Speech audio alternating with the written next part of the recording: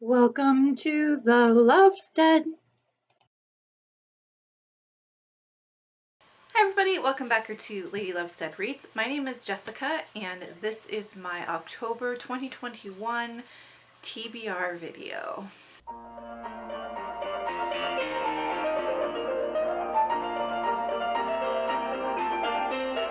In September, I had a pretty stringent reading plan laid out for myself. I had several buddy reads that I was doing. And I was also reading for the BookTube prize, and because I had such structured reading, and I have had that for a few months now, I found myself starting to get a little fatigued and wanting to mood read, and usually the fix to that fatigue is just to mood read. I've already met my reading goal for the year, which was 100 books. So I don't really have like a reading goal that I'm working on anymore. I have like some buddy reads that I want to do yet this year. But really I think what I want to do is just open myself up to a lot of mood reading the rest of 2021. That being said, there is a readathon that looked really fun, being hosted by Olivia, Savannah, Tish, and Hannah, called Gothtober. And so I wanted to come up with some potential books for the prompts for the Angel team for Gothtober. I also have a couple of buddy reads that I'm doing here in October, and I'm 100% committed to the buddy reads. And then I have some books that I'd like to read for Killing Time with Cozy's book club. So I will tell you that because I'm really craving some mood reading, the only things that I'm 100% committing to are my buddy reads. Otherwise, the books that I list for Gothtober, the books that I share for the Killing Time with Cozy's book club prompts, I may or may not get to them depending on what my mood is. So without further ado, let's get into the books I plan to read in October. First, let's go through the buddy reads because, as I said, those are the ones that I for sure want to get through. The first buddy read I am doing is The Secret History by Donna Tartt. I am reading this with my friend Lee at Dark Roots Creations. This is a dark academia, and it's about a secret society, I believe. It is at least about a group of students, and someone dies, and something really twisted is going on within this group. That's all that I really know about it. I read The Goldfinch by Donna Tartt back in, I want to say, July or August. Some point this summer I read The Goldfinch, and I really loved it. So I'm quite excited to get to this. I've heard, for people who really like dark academia like myself, it's one of my favorite subgenres. People say that if you're a fan of dark academia, that this is a must read. It is kind of a heckin' chunker. It is 559 pages. So it's probably going to take me all month to read it. But this is one that I am committing to. Another buddy read that I am committing to is Tristan Strong Punches a Hole in the Sky by Kwame Mbalia. And I'm buddy reading this with my friend Helen at Helen's Book Haven. She and I got behind on the middle grade monthly book club picks this year. And so we've been buddy reading to try and catch up on those book club picks. So this, I believe, was the April pick for middle grade monthly. I don't really know for sure what this is about other than it is a middle grade fantasy, and one of the characters is John Henry, which is like an American folktale. So I'm excited to see what this one is about. I always have fun reading with Helen, so it'll be a good time. Those are the two books that I'm absolutely committing to for buddy reads. I am going to try to get through as well One of Us Is Next by Karen and McManus. I was supposed to buddy read this with my friend Francois at Mr. Francie Reads in September. And because of the BookTube prize, I had to kind of punt a lot of my September books into October. So hopefully I'll get to this. I am in the mood for, you know, dark and twisted things. As always, I'm always in the mood for dark and twisted. And I really liked the first book in this series, One of Us Is Lying. So I think I will probably get to this. This is probably going to happen. But as I said, no guarantees. Books for Killing Time with Cozy's book clubs. We have 2 prompts and then a series read along that we're doing this month. So first of all, the series read along I am behind on. The series we're reading is The Kebab Kitchen Mysteries by Tina Kashian. I did read the first book, Hummus and Homicide, and I really liked it. I started the second book in September, but I had to again punt it into October because of reading for the BookTube prize. So the second book in the series is Stabbed in the Baklava. So I want to get through that one, and then the third one is the one that we're reading and discussing this month, which is One Feta in the Grave. So hopefully I can get through both of those for the series read along. And then the first prompt that we have for book club was to read a cozy mystery with dogs on the cover. And so for that one, I picked out Death in Dark Blue by Julia Buckley. This is book 2 of the Writer's Apprentice series, and there are doggos on the cover there. They're also featured in the stories.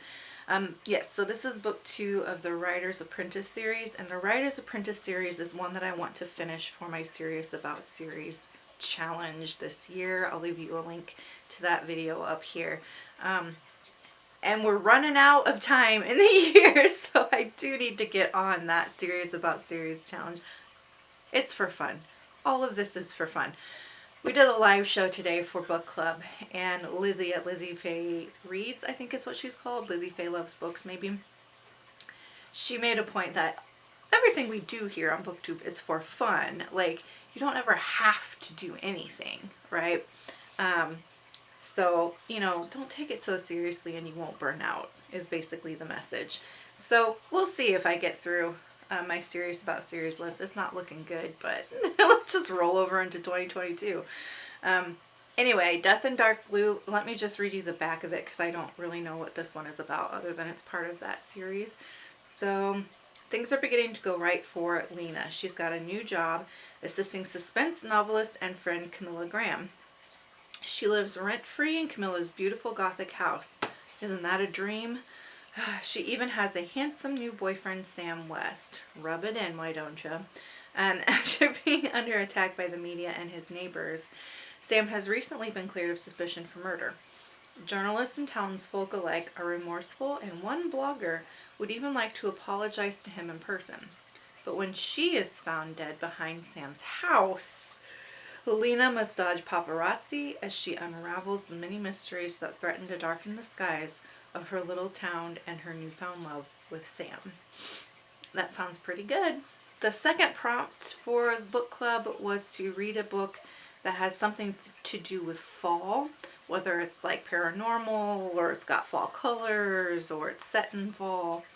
And so I am going to read a paranormal cozy from another series that is on my Serious About Series list, which is the Spellford Cove Mystery Series by Samantha Silver. I will be reading book 4, and it's called With a Charm on Top. So here is the Goodreads description of With a Charm on Top. It says, "Welcome to Spellford Cove, where the baking is sweet and the witches are wild. Things are flowing smoothly for Robin in Spellford Cove. She's got a support network she loves. Business is going great. She's even thinking of hiring another employee. And things with Hunter are heating up both literally and figuratively. But when strange things start happening in town and a number of bodies start showing up, Robin thinks there's more to it than meets the eye. She smells magic, and she knows that she's going to have to get involved to get to the bottom of it. And as Robin investigates, she'll find more clues to her past and her biological family that will rock her world." This is the 4th book in Spellford Cove Mystery Series. So, in this mystery series, Robin is a kitchen witch. She owns a bakery in Spellford Cove, which is in either Washington or Oregon. It's in the Pacific Northwest. And there's always dead bodies turning up in Spellford Cove. Don't ever move there. All right, now let's go through Gothtober prompts, and this is specifically for the Angel team, which is hosted by Olivia Savannah. I'll leave all of the hosts and Gothtober information in the description box down below. So the first prompt for the Angel team is a monochrome cover. And I'm going to double up there and do the secret history for that one, because that cover is close enough to monochrome. The next is Large Friendship Group. And, you know, I think for that one, I could do either the secret history or One of Us is Next. I think both of those would work for that prompt. Prompt 3 is consequences, meaning that the characters have to deal with some sort of consequences for their actions. And I actually think Death in Dark Blue works really well for that, because the character Sam, it sounds like he has to deal with some consequences of some decisions that he has made. Number 4, biblical references. That one's a little more difficult. Okay, so there's a classic that I want to read by Louisa May Alcott. It's called A Long Fatal Love Chase. Hang on, I have the book. Okay, here it is. A Long Fatal Love Chase by Louisa May Alcott. This is apparently about a woman who has a romantic relationship with Satan. So there's some biblical references right there. I'll just read the back of it. I gladly sell my soul to Satan for a year of freedom, cries impetuous Rosamund Vivian to her callous grandfather. Then one stormy night, a brooding stranger appears in her remote island home, ready to take Rosamund at her word. Spellbound by the mysterious Philip Tempest, Rosamund is seduced with promises of love and freedom, then spirited away on Tempest's sumptuous yacht. But she soon finds herself trapped in a web of intrigue, cruelty, and deceit. Desperate to escape, she flees to Italy, France, and Germany, from Parisian garret to mental asylum, from convent to chateau, as Tempest stalks every step of the fiery beauty who has become his obsession. That's by the woman who wrote Little Women. It sounds like a real 180 from what she wrote in Little Women. Little Women is very cozy and light for the most part. I mean, there are some heavy things that happen in Little Women, but for the most part, Little Women is like, has good people in it. You know what I mean? This sounds a little dark, but it is one that I have been wanting to read for a while now because I'm so curious about it. It also sounds a lot like The Invisible Life of Addie LaRue, which I didn't love, but Louisa May Alcott is a far stronger writer than V.E. Schwab, in my opinion. This book would also count for Victober, which is a readathon hosted in October by Kate Howe and some other people, where you focus on reading Victorian literature in the month of October. So this could fit in for that readathon as well. And I think the biblical references would meet the prompt in Gothtober for the Angel team. Okay, the 5th one is Sentient House. And for that one, I might do The Screaming Staircase by Jonathan Stroud. This is actually Middle Grade Monthly's pick for September for the book club, and I didn't get to it in September because of the BookTube prize. So this one is, I think, about a group of kids who form a ghost hunting society, and I will just read you the blurb. So, a sinister problem has occurred in London. All nature of ghosts, haunts, spirits, and specters are appearing throughout the city, and they aren't exactly friendly. Only young people have the psychic abilities required to see and eradicate these supernatural foes. Many different psychic investigation agencies have cropped up to handle the dangerous work, and they are in fierce competition for business.